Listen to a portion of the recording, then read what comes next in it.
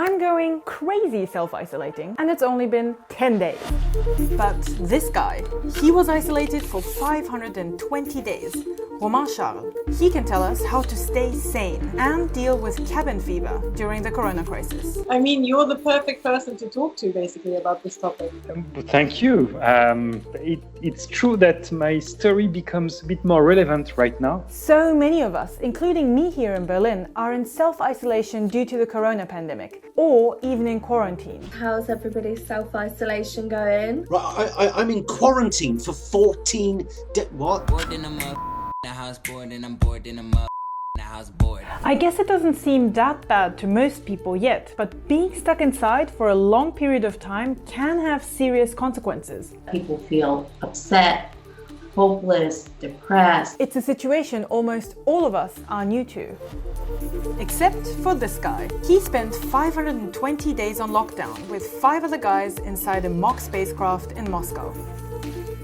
So I asked him and a professor of psychiatry who studied SARS patients in isolation how to deal with being isolated. Specifically, how to deal with cabin fever. The first thing is to realize why you want to do that. What is your motivation? And I think that applies still today with our confinement. For me, at that time, it was to bring my little brick on the way leading to the exploration of Mars. Today, our purpose to be confined is to protect our family or friends. I really hate that we can't properly go outside, but maybe it does help when I remind myself more often why we're actually doing this. Das müssen wir wirklich alle begreifen. Im Moment ist nur Abstand Ausdruck von Fürsorge.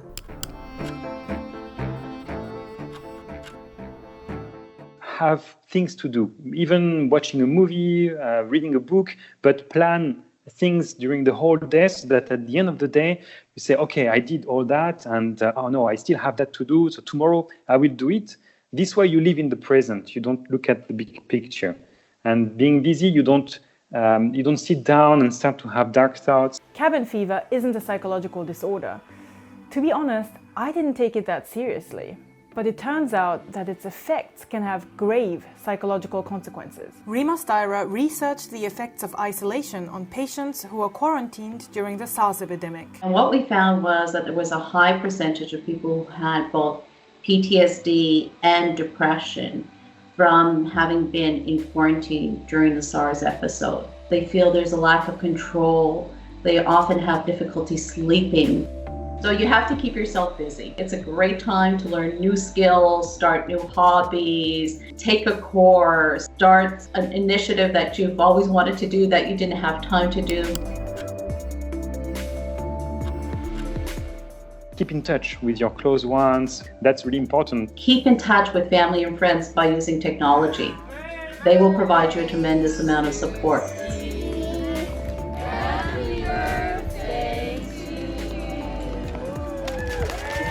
Now there's more of a sense of community. There's so many people in isolation that people don't feel they're the only ones. Even if you're alone in it, you're not really, because there's so many other people also alone. That's right.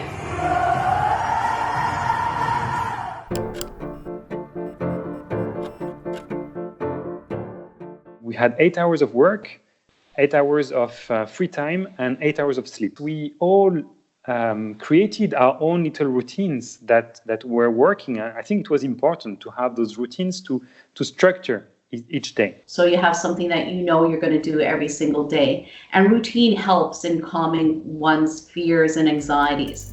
I get up every morning at the same time. I put on my makeup, although no one will see me, and make myself the same breakfast every day. You know, I do all of this just to pretend that everything's normal.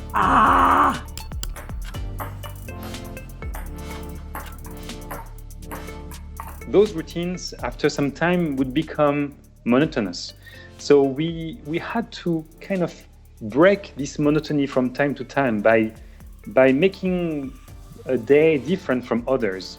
For example, I remember that for Halloween, we decided to dress up and do the whole day dressed up.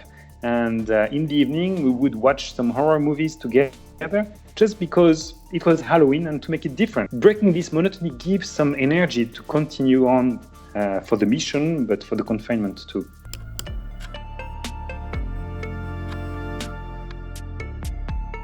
Okay, and when entering the modules, I told myself, okay, this is my universe now.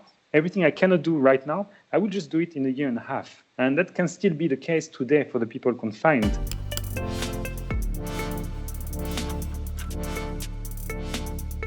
Wait for the excitement of doing it at that time when it will be possible again. Being confined for such a long period of time, there are things that we do not have, and we don't really realize that we are missing them or that they are not there. But when you are back to a normal life after and that you see them or get them again, it's so great. A few weeks ago, it was just so normal to go out, hang out with friends whenever I wanted. I just took it for granted like everybody else. I'm sure I'm going to appreciate the small things in life more once we all get out of this madness. Which questions would you like to know about your life in the corona crisis? Please just let us know and leave a comment.